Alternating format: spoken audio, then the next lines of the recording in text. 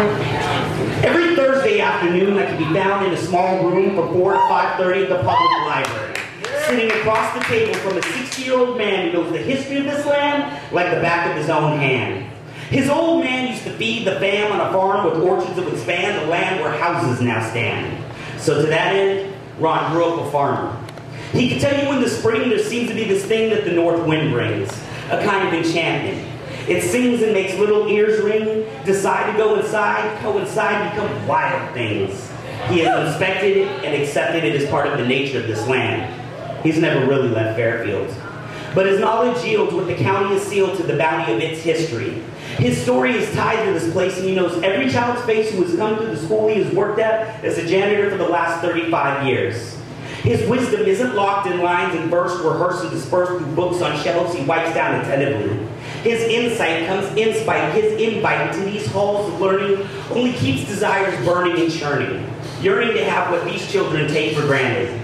He keeps halls glistening like lovers listening to the constant christening of consonants, each down in vowels they echo down these halls of justice.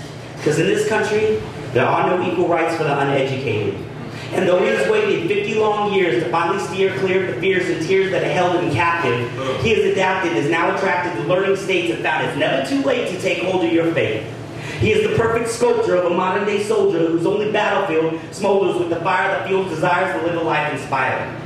I hope to one day say and display that I have half the courage of this man. I pray that someday I can stand as proudly, as undoubtedly, seeing my dreams unlock and open with equilibrium to my efforts. And I won't say Ron never struggles, but his militant diligence is the filament to my testament in all of his endeavors. I have seen him push to his limits. I have witnessed him stress to the point he reverts towards timid tendencies. But like those with hopes of the name's residency in Olympic halls, each fallen disappointment became appointments for ointments that soothed his disjointments. Remember, when exercising, muscle-torn reforms to adorn the body with the reward of greater mass. And informed, defined, the mind repeats this simple task, breaking down each layer of self-doubt and replacing it with self-love. When push came to shove, Ron always rose above, pushing himself a little bit further than he thought he can go.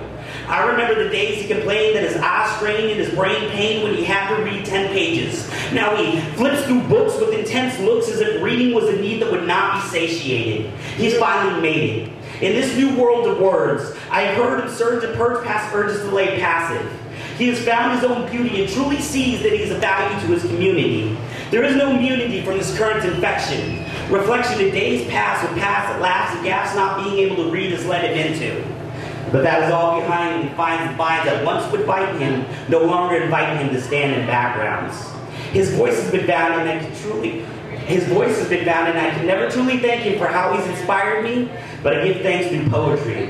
One day he'll see and believe that he's grown from sapling to tree through his mastery of literacy, and one day he'll believe that he is a hero to me.